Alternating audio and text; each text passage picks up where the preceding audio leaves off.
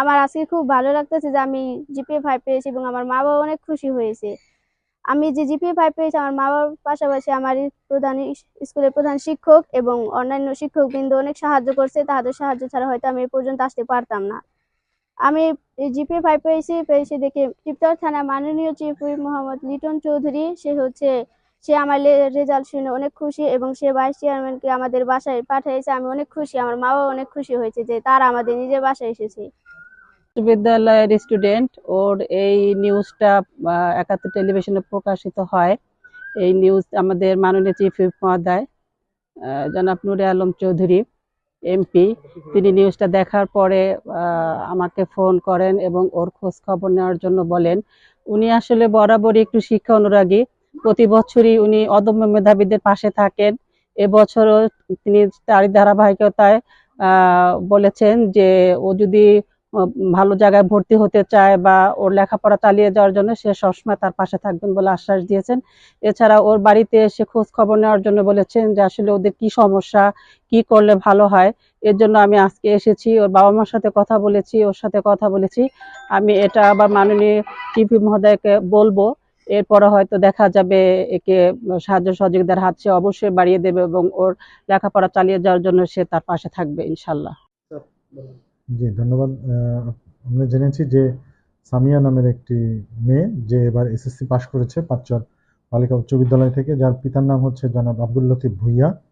সে মানবিক বিভাগে জিপিএ 5 পেয়েছে।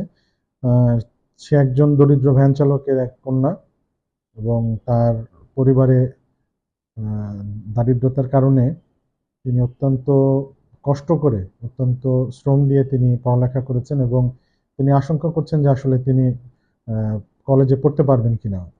তো আমরা আশ্বস্ত করতে চাই যে তিনি যদি তার পড়াশোনা করতে চান, উপজেলা প্রশাসনের পক্ষ থেকে তার পড়াশোনার দায়িত্ব নিতে এবং খরচ জোগাতে আমরা প্রস্তুত আছি। তার অভিভাবক আমাদের সাথে, আমরা তার অভিভাবকের সাথে যোগাযোগ করব আগামীকালই এবং তার পড়াশোনার উচ্চশিক্ষার যে ব্যবস্থা সেটি আমরা করবো ইনশাল্লাহ। শিবচরের মাটি ও মানুষের নেতা জননেতা জনাব নুরি আলম চৌধুরী শিবচরে অদম্য মেধাবীদের খোঁজখবর তিনি তার জীবনের শুরু থেকেই নিয়ে আসছেন। আমি তাকে সেই আজ থেকে 35 বছর যাবৎ তাকে চিনি জানি।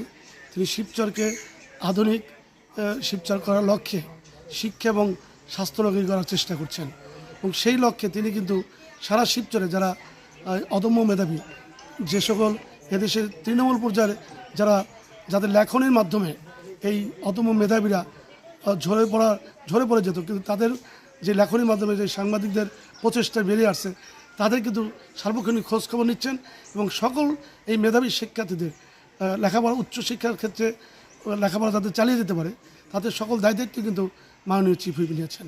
শুধু এই সামিয়া নয়, শিবচরে এই পর্যন্ত যতগুলো মেধাবী শিক্ষার্থী বেরিয়েছে এবং এইরকম অদম্য মেধাবী এবং অসচ্ছল পরিবারের সন্তান তাদের পড়াশোনার খোঁজখবর নিয়েছেন এবং এই বিশেষ করে মিডিয়ার ভাইদেরকে আমি ধন্যবাদ জানাই